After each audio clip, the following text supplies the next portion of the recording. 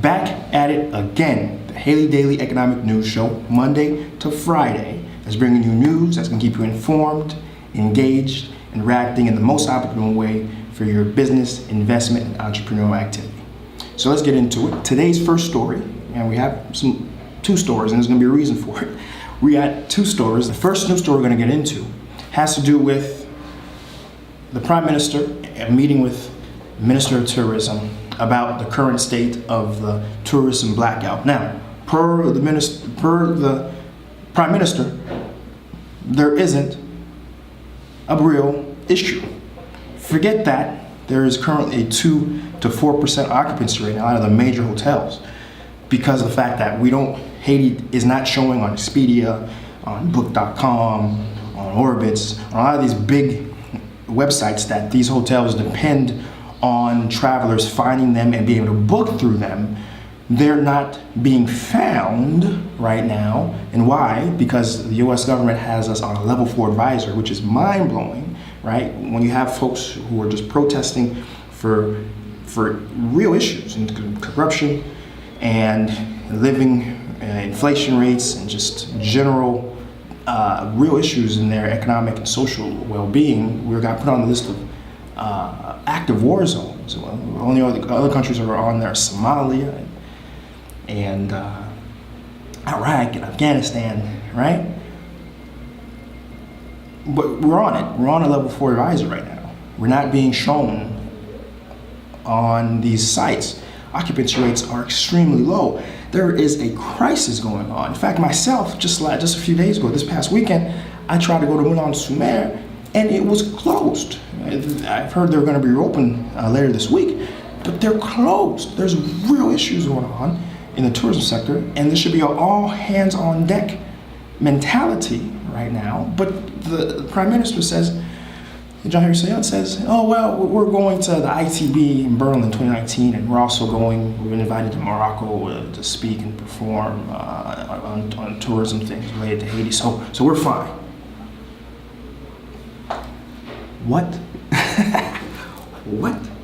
So this is really keys in on issues that the disconnect between the Haitian government and the reality on the ground with a lot of businesses. One of the reasons probably why we don't have PayPal.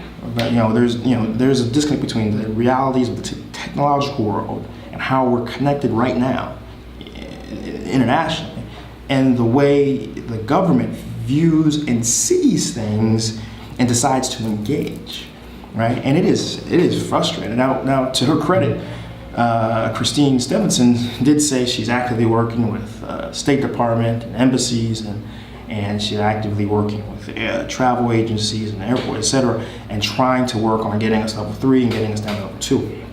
That, I think, from her, sounds like she's not discounting totally where we're at currently, but it is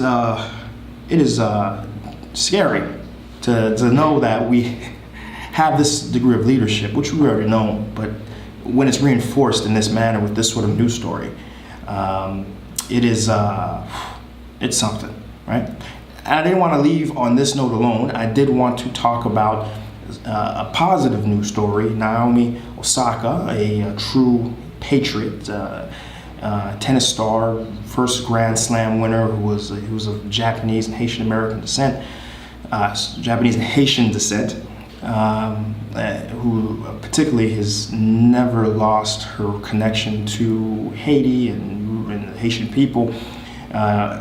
She announced a few days ago in contribution and compact with International Women's Day and Mattel, they released a new Barbie line.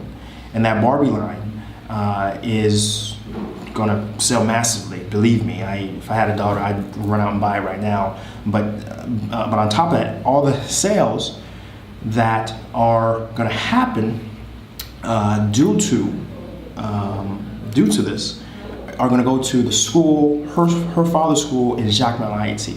And on top of that, they're looking to do certain investments, for example, at a tennis court, at a tennis program, and who knows, have a new breed of a new age of tennis players that might be coming out of Haiti because of her school and her efforts. So hats off to Naomi. You can find the full news story for both stories I just mentioned. The first one you can find on Haiti Libre, and the second you can find La Union Suite, right?